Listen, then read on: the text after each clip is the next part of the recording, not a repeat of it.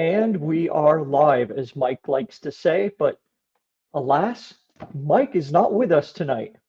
Where is he? There's a fine question. Mike is in search of an internet connection.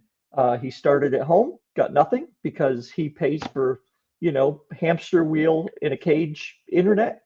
He went to work and got nothing. And so now he's on his way home again.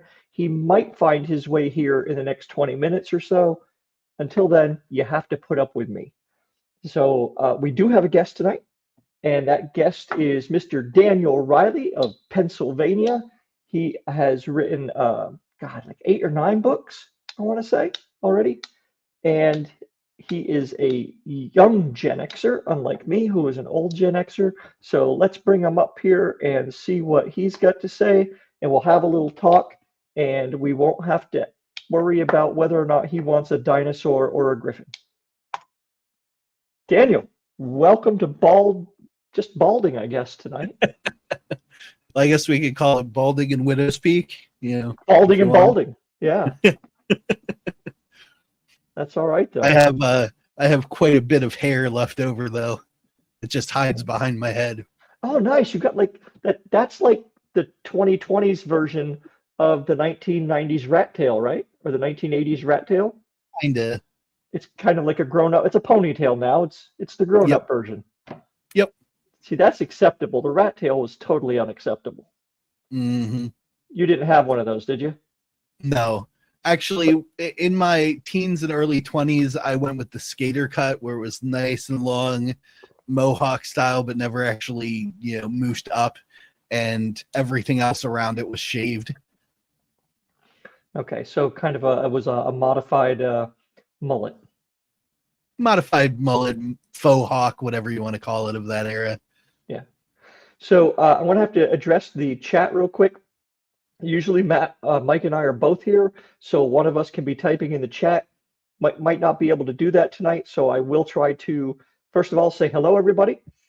Yes, EL, we will get to his very interesting wall of comic book stuff in a minute. T-shirts, katana, steins. Yeah, you have just made EL Montague's day there, Daniel, with your eclectic wall. Oh, yes. So, the Wall of Wonders. Let's first get into your writing. What was the first book that you produced? That would be The Wizard's Mistake, the first book of my Tales of Halcyon fantasy series. Is that one of the one? I don't remember seeing that one. It's you had the image, the cover. It's the one with all the characters in front of it there. Yeah, that was drawn by my daughter. How old was she when she drew that? 12. Okay. And what kind of book was this? It's a fantasy novel. It was my silly attempt at playing with classic fantasy tropes and a little bit of sarcasm, a la, say, Terry Pratchett, Douglas Adams, that sort of thing. The whole story is essentially a disgruntled and not very pleasant fat kid in a small village gets tricked into going on an epic adventure with a wizard who may or may not be lying to him the whole time. And through the course of him stumbling, bumbling, and complaining his way through a classic, fantasy adventure story, meeting interesting characters and whatnot, he grows up and learns to be a man. Dude, that is like replace fat kid with row, replace wizard with recruiter, and there it is. I mean, that's the whole story right there. With a lot of swearing and sarcasm and Motrin thrown into the mix just for S's and G's. Well, mine has a fairy dragon that's essentially a talking house cat, a unfortunately communist programmed robot from a bygone society, a young woman who thinks that she can do everything that a man can, and the boy himself, whose name is Yoder. It was just fun. I was being tongue-in-cheek and kind of testing out the process of self-publishing way back when it first really opened up to the open market of people. and had a good time with it. Just didn't have the resources for like a professional cover or anything until recently. So I've been going back and retooling the story a little bit. I'm going to be adding some illustrations that my now much older daughter is producing for me, and I'm going to put it back out in a much cleaner format. So that was about 10, 12 years ago, something like that? Yeah, Okay. long But I time. mean, did you write this for her as kind of your, I mean, a lot of us, when we get into it, we kind of write a story for our kids. Was this No, one? I wrote it more for me, All right, okay. because at that time I was starting to see, like a lot of people do, the books that were coming out were not for me. The stories that were being told were not for me. The movies that were coming out were not for me. And TV shows were starting to not be for me either.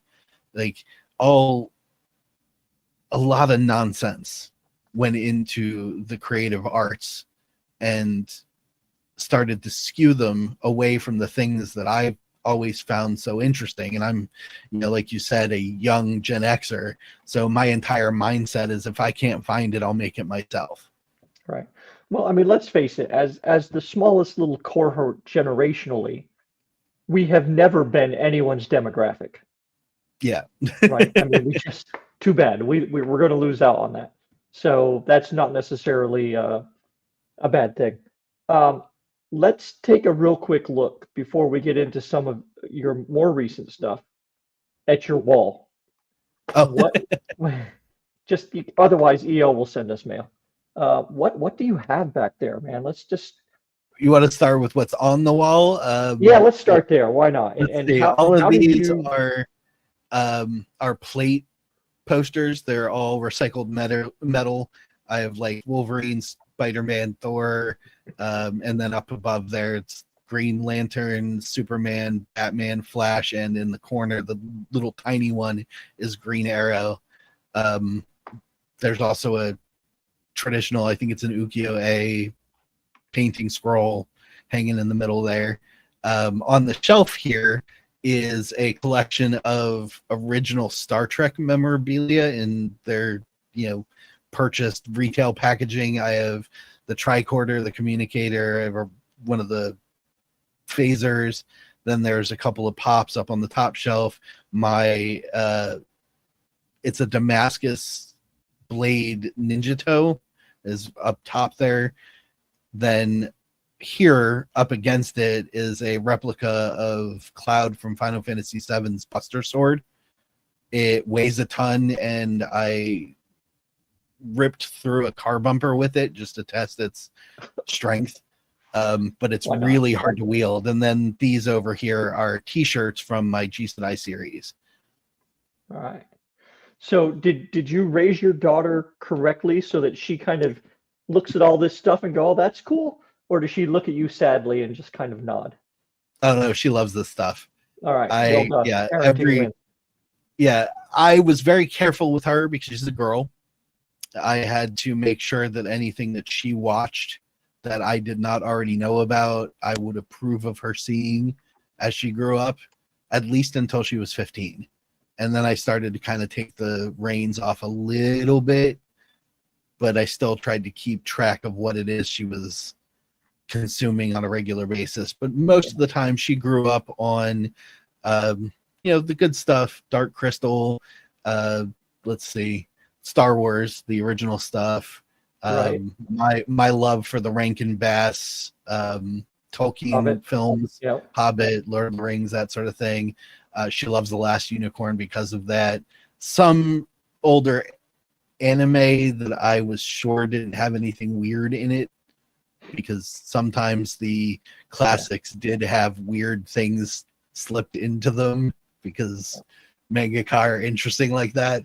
And, all the good TV shows. I mean, we even watched the original Addams Family for a couple of months.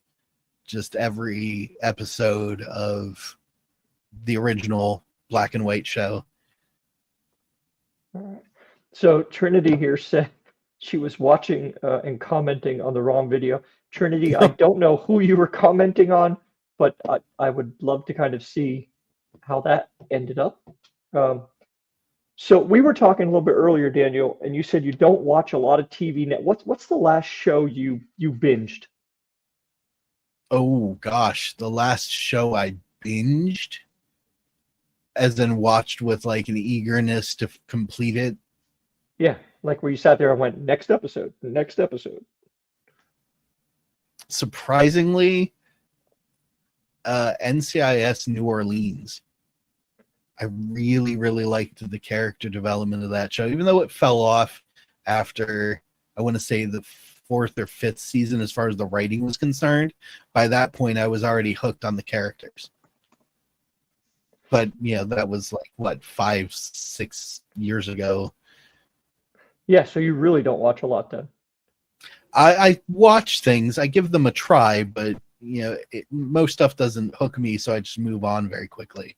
I would like to suggest Shoresy for you then. If you like hockey at all and being up in Pennsylvania, there's a I have possibility watched of that. some of Shoresy. I watched Letterkenny, Yeah. and when the Shoresy character got a spinoff, I did watch some of it. I would like to get back to watching the rest of it at some point because There's only like 4 they're seasons, hilarious. 6 episodes a season, so you blow right through it. Yep. It's pretty quick. So you mentioned anime, and you have, and this is your latest series, right? And this is Jisadai. That's how you pronounce it? Jisadai. So Sorry. it means second generation technically, but colloquially in Japanese it means next gen. So next generation.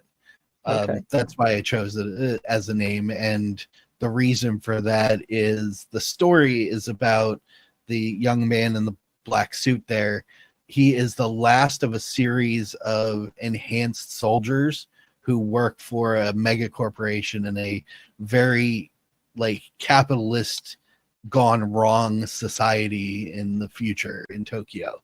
And so he is the next generation of people because he was given an experimental nanotech colony that lives inside of his body, and it's controlled by a piece of cybernetics in his brain as a control node. It gives him the ability to access that colony to do things to his physicality. It can help speed up regeneration to an insane level. It can make him stronger. It can make him faster for short periods of time because the body can only handle so much, and the colony has a finite power output before it needs to use his body to recharge itself. And he was raised as essentially an attack dog. He had no real personality for most of his life other than kill and train, until one of his missions, comes across the girl that you see on the cover there, who's named Hannah. She was sex trafficked. She was locked in a brothel for years, and through some interesting circumstances involving a guinea pig, she finds an opportunity to escape, breaks out into the alleyway, and runs right into the main character of the story, Gabriel. Her influence on him allows him to realize that there might be more to the world than just what he does for the company. And so he continues to protect her, even against the company when they decide that what he's doing is wrong. Okay, so many questions here. I have to ask. Is the guinea pig incident if I were to put like an R gear in front of this, would that be along the right path? No. Okay. Nope, say no more. Say no more. If anybody doesn't know what I'm talking about, it doesn't matter. And if you do know what I'm talking about, you get it. So I do know what you're talking about. Okay. No. Right. The book is graphically violent. There are characters with incredible strength wielding very sharp objects. There is gore in the combat in all three of the novels that I've produced so far. So that's the only R part of the story. I don't believe in sex in books and entertainment, so I try to avoid it as much as possible. this probably isn't a young adult book then. It is for, I would say, at the youngest 15 Okay. See, people and who this I could think is understand it. my personal not problem, but my thing with this style of art. I look at this and I see like a 14-year-old and a 6-year-old. But the description I you gave understand. me tells me this dude is in his mid-20s at least. He is in his early 20s, yes. Okay. And so that this style of art, just everybody looks so much younger, right, than what I think Yep. they should look. And that's kind of almost the uneasiness with it as well, right? And you see Yeah. it a lot in like Death Note or even One Piece and things like that. hmm You're kind of like, wow, that's a little odd, but okay. So Well, the that's truth of the matter is these concepts that I use are world concepts. There are child soldiers. There sure. are child, unfortunately, to use the word, prostitutes. And the design of the story was to create a world that felt so hopeless, but these characters are fighting tooth and nail for a better life in some way. She is fighting for a better life than the hell she's been put through, and never gave up hope.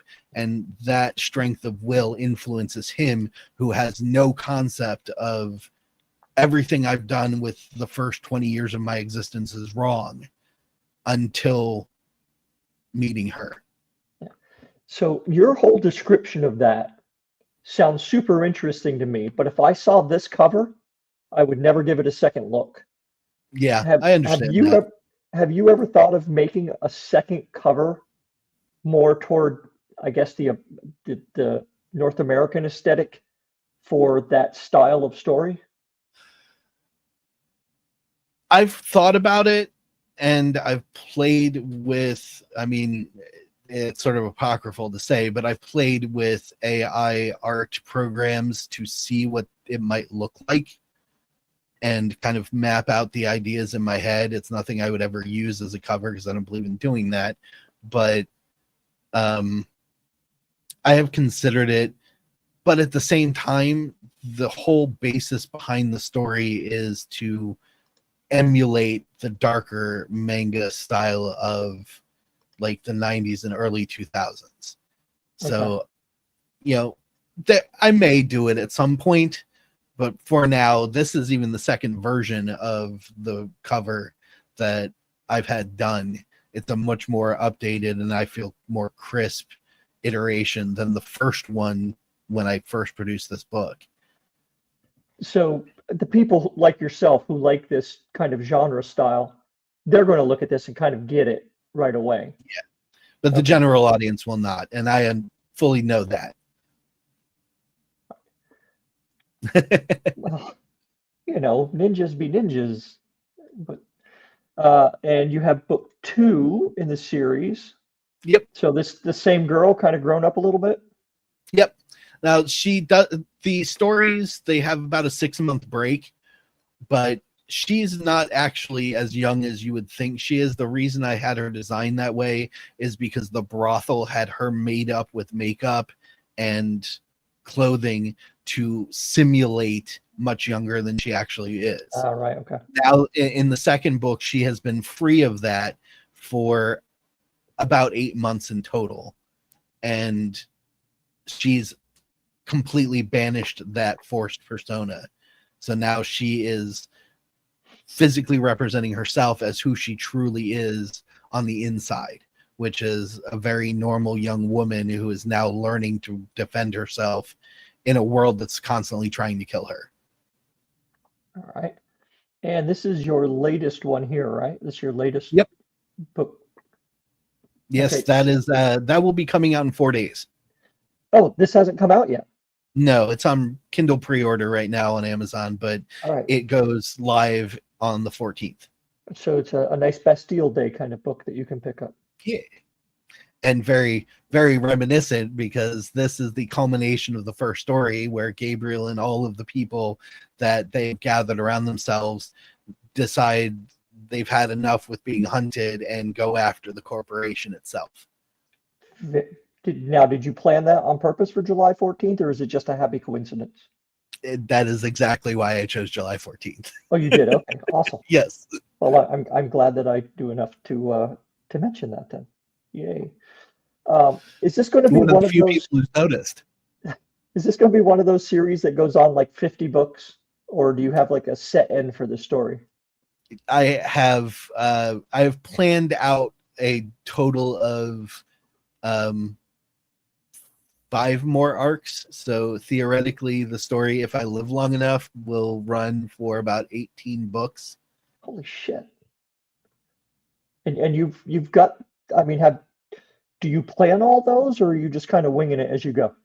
No, I have the whole thing planned out. I have my own Bible for this universe and how I want it to evolve, how I want the characters to evolve. Some of the arcs may not have characters from previous arcs. There will be side quests, other countries, travel, but it will stay true to its original concept in as best as I can with an evolving world and story like that. Is there any chance you've written any of this longhand so you can show us a big ass thick book of your world Bible? No, it's all done online. Okay, But I all do right. have Had to I find do out. have a 100-page document currently filled with ideas. Good grief. All right. So this is what's going to take up your time for the next decade. Most likely, I am taking 2026 off of writing G Sedai because I do have other books and other series Okay. that are much shorter, believe me. Well, some of them anyways. And so I am taking 2026 off of writing G Sedai books specifically. So the second arc of G Sedai won't actually start production until 2027. Okay. Well, let's take a look. I've got 4 other covers here. So, and what are you producing? About a book a year? Couple of books a year? I have so far pushed about 2 books a year, and that is my plan. Then I have side projects, which are shorter things, like the comic book adaptation I was doing of G Sedai, and some superhero stuff as well. So in total, I'll probably produce 4 different things a year, but only 2 novels. Okay. This is a good time for us to pause and let everybody know that Bald and Balding is brought to you by absolutely freaking nobody, and it's really pissing me off after 2 years. No. Please, if you haven't already, and there are 60 of you watching this right now, I think that puts you, Daniel, in the more than 200 episodes of this we've done. We right now, you are very close to having more online live viewers than anybody we've ever had. So if you know somebody who knows Daniel and knows his work, call him up, have him come on, and get Daniel over the edge. Those are rookie numbers. We need to pump those numbers up. Yeah, and while you're here, go hit the like and subscribe if you would please, just for fun. EL says, "How much do you require for sponsorship?" Oh, you wouldn't believe how cheap I come. It's just crazy. It's fair to say at this point, and you just said, you have all these books going, and you've got 100 pages worth of stuff for the next 15 books in that series and other series, and comic books in the work. You also have a job, and I'm going to let you tell people you have 4 jobs. Mm-hmm. The hell, man! I wear a lot of hats. You are a complete haberdasher at this point. You don't just wear a lot of hats. The one you told me about before we came on, hold that one till last. Let's hear what the other 3 are, because you didn't tell me about these. Well, I told you about 2, so I'm not sure which one you want me to hold for last. I own a local childcare center, family business. We've been running for almost 30 years now, actually a little over 30 years now that I'm thinking about it, since 2025. Yeah, a little over 30 years. I obviously try to sell all of my books and things, so I have a business that's based solely upon my own marketing and sales, which admittedly lapses a lot because I wear a lot of hats. And I'm also property manager to 6 different properties. Jesus. And what's the 4th one? The fourth one is my main source of income, which is whimsyland.org, literary coaching and services. I am a writing coach. I used to be a teacher. I taught public education for 10 years, and then education went sideways, COVID, all of that insanity. I put my foot down and refused to play along, and they kicked me out. So I created whimsyland.org while I was learning how to write my own books and talking to people who went, I don't know what I'm doing. And I went, neither do I, but I figured this part out. And eventually that dovetailed into, I will help you. Every piece of knowledge that I have learned and continue to learn will be at your disposal as a writing coach and also as an editor. In the years I've done Whimsyland, I've worked with 126 authors to Nice. write and publish their books. Some query with, traditional publishing. Most go the self-publishing route. Now, here's the part that gets me as someone who edits, but nowhere near for 126 different people. And I'm sure it's not 126 all at once. I get that. No, it's over the course of many years. Sure. But I mean, a couple things. One, I guess it's difficult to do both, to write your own and edit, because editing is not a quick business, No. right? Because it's not like you're just reading it, right? You've got to read it and pay attention to it, like almost more than you have to pay attention to your own stuff that you're writing, because that's kind of all stored up in the back of your head. Yep. Right. But when you're reading someone else's stuff, it's like it's a lot of going back and forth, right? It's like, how the hell did he spell that person's name before? Because I don't think that was it. Right? Yeah, Didn't depends he on do what something like this already, and whatever it is. So how do you kind of maintain the momentum, I guess, of doing all of those things? And also, anybody who hasn't been to a child care center lately, damn. I mean, I understand you're not the one providing the child care, but Not that's a anymore. business and a half, right? Mm-hmm. It is. Most of the time I just check in and make sure everything's going well, address any issues that come up, obviously, because I'm just the owner. We have a director, we have a staff. So as long as the machine's running well and all the children are happy, healthy, and safe, I don't have to stay there for very long. But I do try to be present as much as possible. Most of my life is separated into 1 hour blocks. That's how I maintain my efficiency. I write for an hour, I edit for an hour, I take a lunch hour. I write for an hour, I edit for an hour, and just keep that. That's been the best way for me to not lose track of what the heck I am doing every day. And you were doing all this for years as a single parent as well, right? Yes. Most of my daughter's life. She is 23 now. I've been raising her alone since she was 2 years old. Wow. And she doesn't think you're a total nerd, and she looks at that wall and says, "That's great, dude." Oh, she's done well. an absolute nerd. She just loves it. That's cool. You raised a nerd girl. Well done. Yep. Before we get to some of your other books, oh no, I wanted to ask you this. Sorry, I lose track of myself. So in reading the works of that many other people, what are a couple of the things you see that a lot of people kind of get wrong, for lack of a better term? I mean, I can think of one that I see a lot, but I'm interested if it's the same thing. But is there one or two things that you see a lot of that you kind of go, oh God, if when people see it, right? Once you recognize it, you clean it up after yourself. But I think somebody has to point it out to you generally first. So what do you see? Yeah. One of the biggest things that I always have to mention, or at least mostly have to mention, is books are not movies or TV shows. You can't use script logic to write them. And describe script logic. So there's script logic, very similar, like as some people say, the save the cat method, and refer to it as superior to the hero's journey, which that's a whole nother conversation I will not waste this show's time on. Oh, dude, we Save the waste time on all kinds of goofy shit. Don't feel bad about that. If we get an There is. opportunity, I'll double back to it. But All for right. now, Save the Cat script writing, which is writing for scenes as opposed to writing a progressive narrative. Mm-hmm. I believe that is the reason why 99% of the books out right now suck.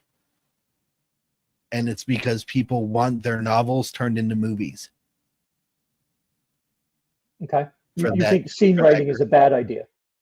No, yes, I think Okay. writing for scenes instead of a progressive narrative is a bad idea. So you'll see, especially in a lot of independent writing, and no offense to any of my clients who are watching, because we've had this conversation if I see it, a prologue that obviously starts with the atypical opening scene of a film, the pan shot where they describe the setting in as flowing purple prose as possible, and then go right into a character that doesn't actually have any relevance with the story itself, being the narrator speaking obviously of initial point tropes that are going to be found in your book. And I'm going to use him because recently he's been extremely successful over an unfortunate meme. John, I love you greatly, but I'm going to use Orc City to illustrate this point. The Elf King talking about the orc and how everybody hates the orc, and this is why the Orc City is burning. That's what I'm talking about. That's TV and movie prologue. That is not a novel prologue, or at least a traditional literature novel prologue. That's not what a prologue is for. And So a you're not lot of authors anti-prologue. do it now. No, I'm not anti-prologue. I think a properly made and executed prologue does exactly what it's supposed to do, which is to set the mood. Yeah. All right. Yeah, I mean, especially with fantasy, you got to, if we all use the same fantasy world, right, it would be easy enough. But it always Mm-hmm. bothers me a little bit when people say, "Man, I got in like 6 pages and nothing was happening." It's like, well, Jesus, man, people got to get up and look around and you know get ready for the day before they start killing people, Mm, right? And you've got to know who true. people are before you can get them to do something, and you have a rooting interest for who's going to win the fight. True. Um, but I mean, they're you've Character all driven stories, people have to like the character in order to stay engaged. And nothing brings people closer to a character than knowing who they are through their actions.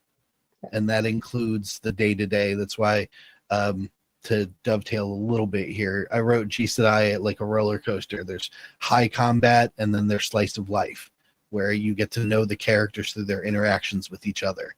And it ramps back up to high combat, and then there's slice of life. The flow is intentional in order to keep you interested in evolving your relationship with the characters that I wrote, and then riding along beside them as they try to survive being hunted down.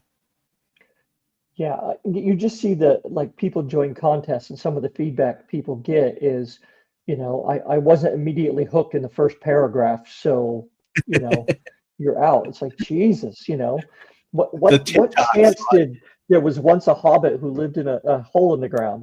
What chance does that have in that kind of world? Um, Yeah, it has no chance, and that's the so problem.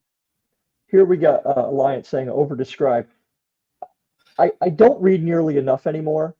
But I recently finished up the third book of Catherine Hagen's um, uh, Wickwire Watch series. I don't know if you've ever read that. And she is so good at description and bringing you into a place. I mean, I have talked to some people who thought it was a little much, right? But if you just want to learn something about how to describe, I cannot over recommend that series of books. The Wickwire I'll check Watch is that book out. one. I think EL has the right answer there. It's not over describe, it's describe adequately or enough. Yeah, but Part of the joy of reading a novel, a fictional world, is getting to imagine the things that you're reading about, and you put you your don't own have to little spin describe every on it. blade of grass. A lot of it is word Every choice, tree right? branch. Yeah. And some people just have a very nice selection of words at their disposal, and the British are very good at this. They have a great turn of phrase, right? And they use words, I think, better than most Americans, certainly. Um, and it doesn't over describe, it just describes it in such a nice way, you know? Mhm. Um, I was going to say that I think a lot of people use a lot of passive voice, which drives me nuts. There's a lot, and it's just so much easier. Just it's tighter writing, it's more interesting writing, you know.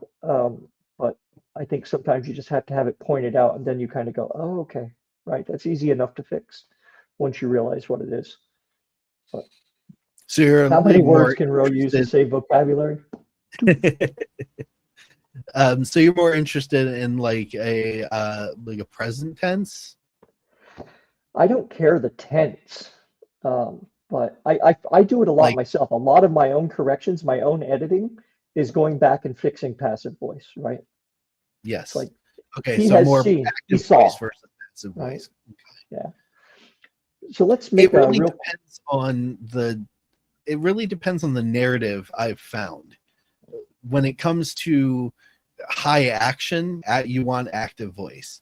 When it comes to uh, slow burn, and you see that more in like historical fiction, I don't think active voice works as well unless it's in direct scene, which dovetails into what I talked about before.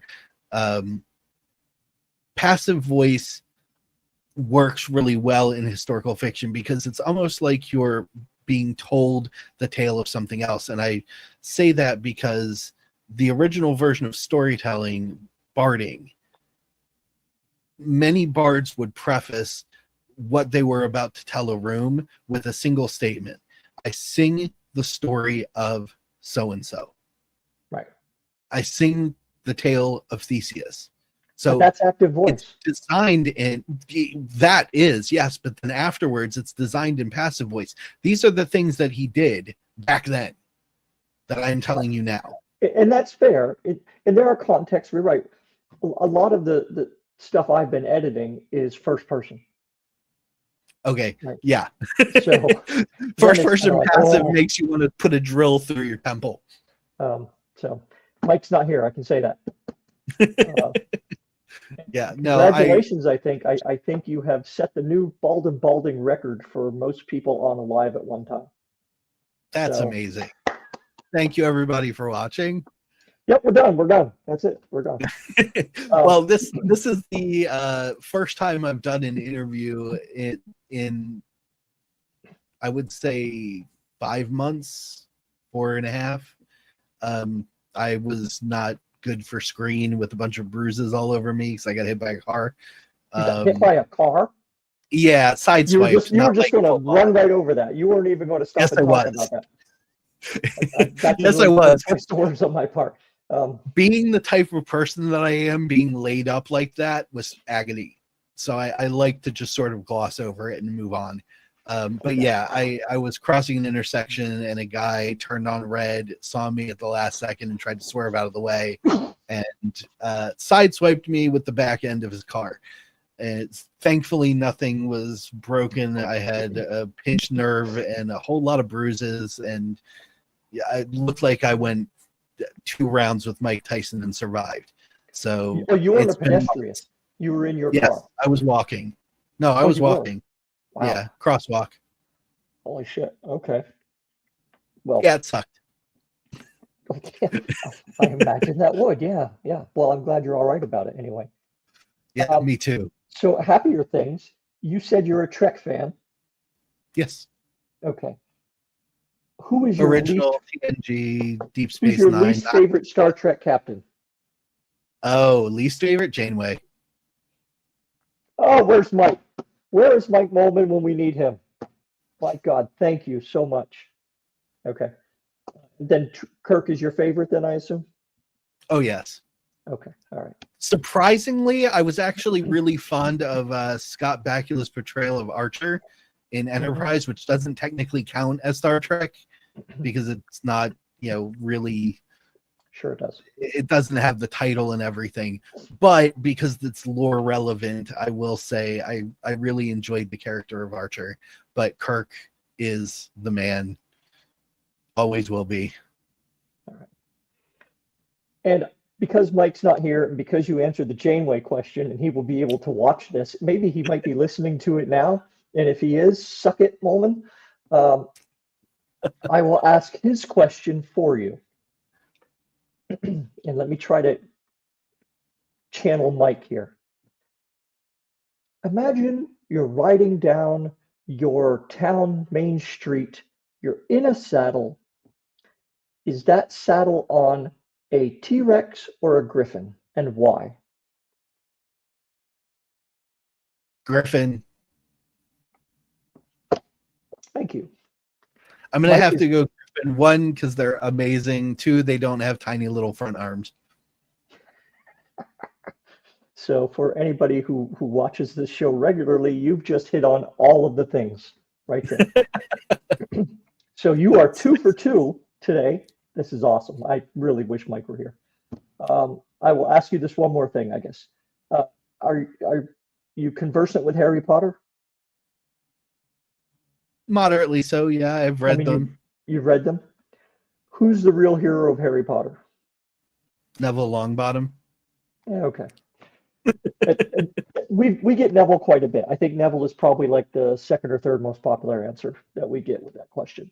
So, and I don't mean, like it's obvious, but I can accept it.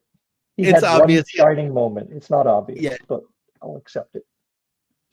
but EL has a point. EL is absolutely correct. Does have a point. Narcissa Malfoy. I have never heard that before, Trinity, but you could make that case, I think. Everything hinges on one little thing, but Narcissa is the an beauty interesting of take, Harry Potter and the way it was written is that we can have this conversation. There are a lot of stories out there that you cannot have that conversation. Who is the hero about? Like any of their supporting cast or anything. The writing of the Harry Potter series was done in such a wonderful way that you can have that debate. And it's the same thing with Golden and like Bronze Age superhero comics. You can spark those debates and sit around with your buddies and argue it for hours. Speaking of which, have you seen the new Superman yet? I have not. Are you going to? No, not in the theaters. No. Okay. I am usually the last Superman I saw with any interest was the Christopher Reeves version back in the day. And this is the first. Huh? I was raised on those. Right, exactly. And if Richard Pryor's in a Superman movie, granted it was Superman 3, but it's Richard Pryor. So, but this one actually looks like it might be okay because it isn't just the flaccid Superman of like blah, blah, blah, blah. That he's the most overpowered dude ever.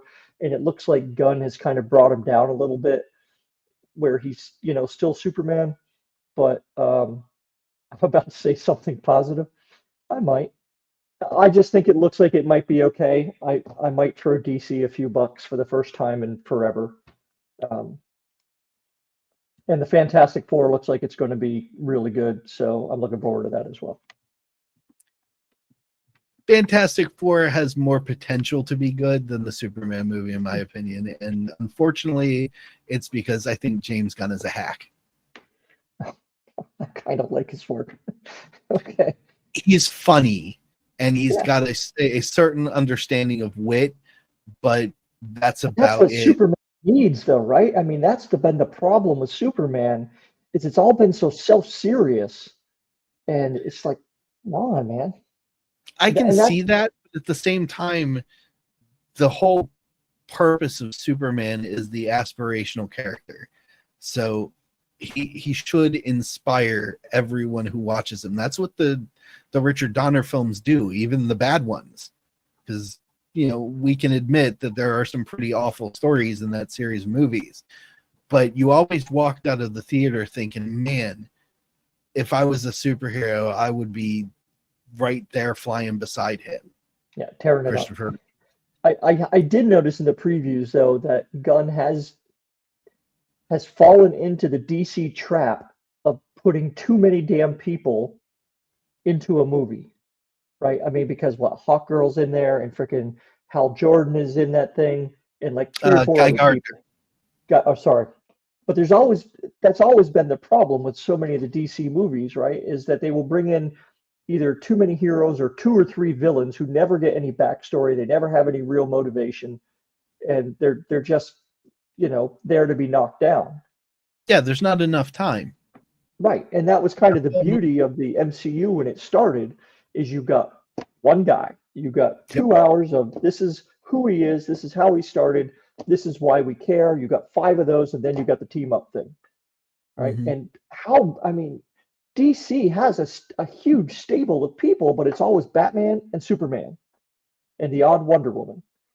And it's like, Jesus, come on, man. You've got other options. Pull something out.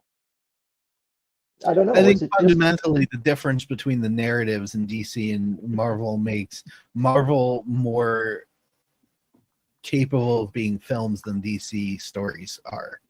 I think DC stories probably should have lived in cartoon serial format and never tried to move into live action. Marvel stories have always been very easy to compartmentalize into specific arcs. That's why the Civil War movie was so good, even though it very lightly grazed the top of everything that was in the Civil War arc. Right. The arc was simple enough that they could turn it into a feature film. Everything that goes on with DC is so wrapped up in this other thing and attached to this other spiderweb. You end up being the dude from It's Always Sunny in Philadelphia with the freaking conspiracy theory board. And people like that, but you can't make a movie out of that. All right. So, just so people don't say that we never talk about your books, we've got 3 more after this one. We just want to hit them all so people can see the covers if they want to go pick them up. What's this? These are the rudimentary covers from way back in the beginning. This is the 3rd book of Tales of Halcyon. So it's the completion of The Wizard's Mistake and the City of Eld. And I am, like I said, redoing that with illustrations and a whole new cover that's amazing looking. So hopefully I would encourage people to wait if they want to check out my fantasy series about the Fat Kid until I've got that pulled off. These, again, were designed by my young daughter, because when I started out with this, I didn't know I needed to have capital in order to publish books to pay for cover artists and things, so all I figured was I need somebody to edit so that it doesn't look like hot garbage on the page. But I didn't think, oh man, I need to pay somebody to produce a pretty cover. So I just said to my daughter, hey, you like doing art, let's do this together, let's make covers. And trying to motivate a 12 and 13-year-old girl is kind of like trying to drag a bull by the ring in its nose. So it is what it is. Though? It's just, with that backstory, nobody's going to fault you for that, because that's a project you get to do with your child, and you'll always have that, and that's nice. Yeah. You can make another cover later. It's not like you're. It's even better now that she's an adult. Right? Working with her on these illustrations is so much fun. Yeah. How long are your books generally, word-wise? They vary. I try not to write what I call big chungus, so I don't go for 300 to 700 page epics. I try to keep my stuff around 200 to 250 pages. Some of them fall a little bit shorter. It depends on the narrative. Okay. We've got two more here. That's Legacy of Heroes. My attempt to say, hey, comic book companies, you're doing it wrong. Okay, so this is your superhero.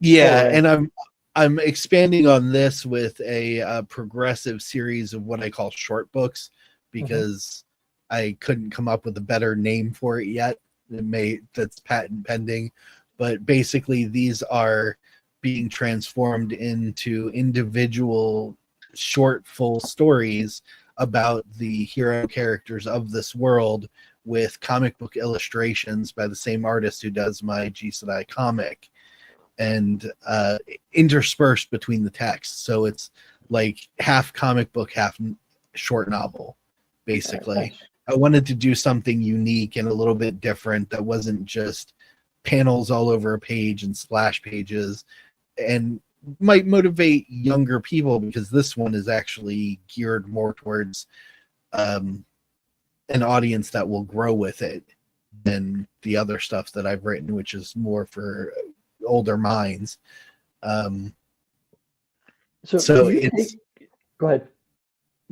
Ask your question because I need a minute to let my brain catch up. Do you take this stuff? Do you go to like comic book shows and stuff and set up a table with all your books? Right now, local. I haven't branched out into any of the surrounding states or gone across the country yet, but I do farmers markets and local conventions and festivals. Yeah. Do farmer market work out for you? I've heard some people say that farmers markets are pretty decent. They are very much so. Local communities, they tend to be surprisingly supportive. Yeah. Oh, yeah. You almost think that they won't when you're walking around town on your own, because we all sort of have that intrinsic I'm alone in the world thing going on in the back of our minds. Yeah. But once you start putting stuff out, and if it's of at least a moderately decent quality, it's like making your own jar of honey. You know, as long as it tastes good, people are going to pick it up because you made it yourself and it's right there in front of them.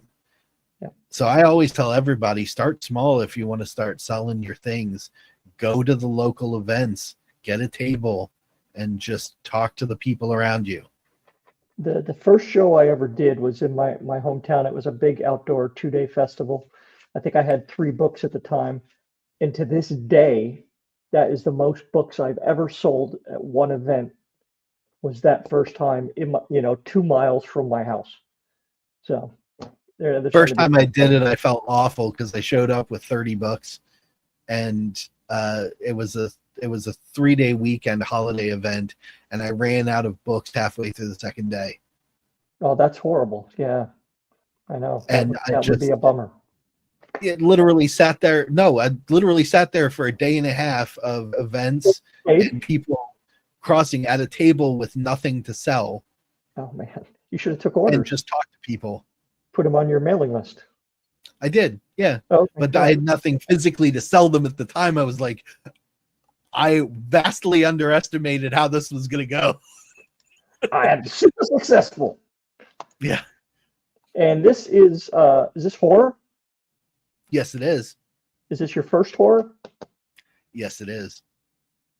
Will there be more? Yes, there will. So this is the first salvo in a series I call Modern Horrors. It is me taking the classic, horror monsters of the early eras, the black and white eras and things like that, and revitalizing them in the modern world with all of our cultural touchstones and tropes involved.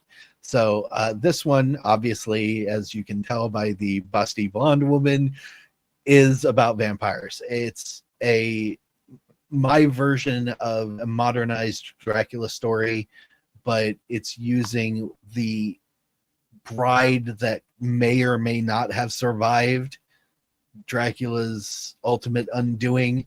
It depends on which version of the lore you really want to ascribe to, but she, in her infinite immortality and insanity, thinks, I'm going to do the exact same thing that the man who made me did, and things are going to be different.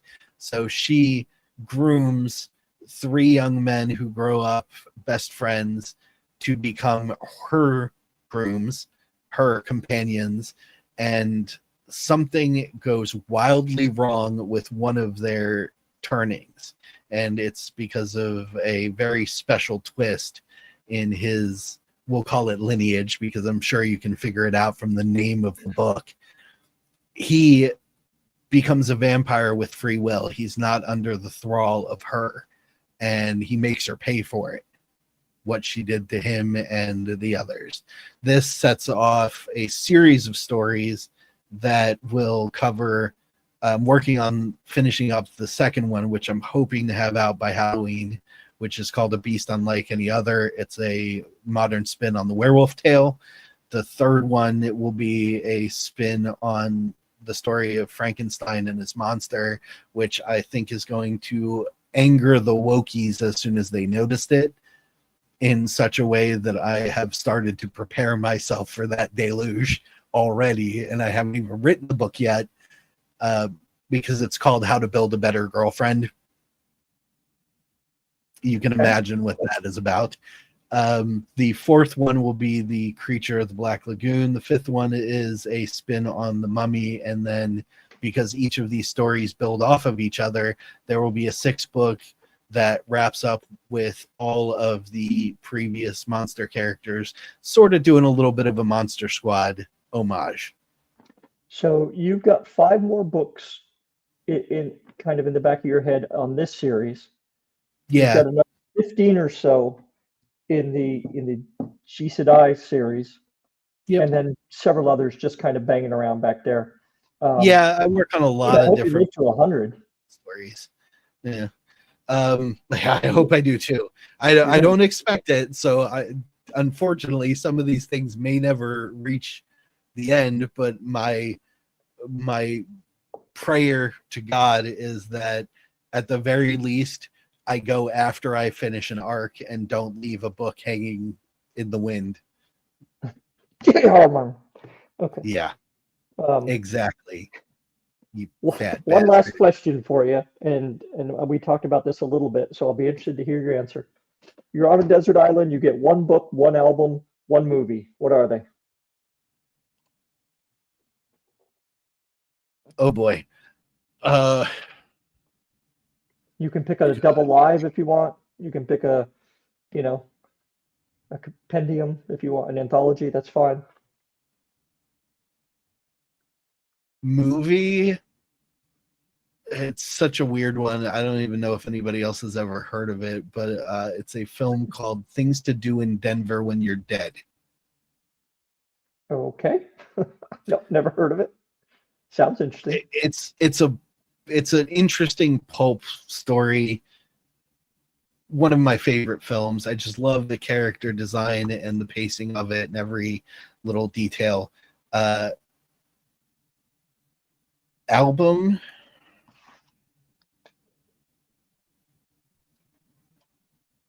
Led Zeppelin, So I think probably would be. I mean, it's one of the penultimate albums, so it's got enough variation in the composition of the different songs that it would keep me interested for as long as possible without wanting to tear my hair out. And book may sound a bit basic, but I'm going to have to say the Bible. That's like 66 books, so Exactly. And you've got everything in there. You've got a lot of horror. You've got all kinds of stuff. So. Yep. It'll keep me occupied for many, many, many days, and fully rereadable.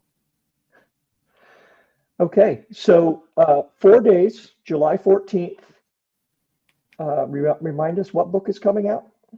She Said I 3, the completion of what's known as the Angel War arc. And they can find that on Whimsyland? Yeah, you can find that on Amazon. You can probably find it on Barnes & Noble, hopefully before the 14th. definitely on Amazon by the 14th. And yeah, as soon as I get finished doing the update to the author section of Whimsyland, you can find it there too. Okay, all right. Well, you have a shit ton of books that you got to get writing on. So, Oh, and I have the children's book. what, you have a children's book as well? Yeah, I've been working on a children's series. We started last year. It's I Am Catholic. So it's a children's series about the 800 billion thousand cajillion Catholic saints, but these stories are geared towards teaching young people about them, their lives, and their relevance to faith and various things like perseverance, etc. The first one we kind of went simple with it for fun and did Mary and Joseph, not Jesus, but his parents. And the one we're currently working on is the combination of St. Basil and St. Nicholas of Myra, aka the Legend of Santa Claus. You should do St. Edmund's, the guy who gets got peppered with arrows in England. Yeah, there will be many that I'm going to have to figure out how to make that palatable for young minds. But the idea behind it is chibi style, so very cute, round-faced characters, comic strips across the top of the page, and then written text underneath, so a child can follow the story by visually looking at the comic panels, the strip panels, and parents or grandparents or aunts and uncles can sit with the kid and read the text to them while they're absorbing it with their eyes. So it's an interactive. Just don't talk about how they met their ends. Yeah, well, you can do that without making it sound awful. It's work, but you can do it. Let's face it, it was usually awful. Yeah, unfortunately, but you can do it in such a way that it can inspire while also being as politely direct as possible. The series is called Saints Go Marching. All right. Well, there you go, everybody. Daniel Riley, man of many hats, with many hats. Too many hats. A ton of books and many more to come.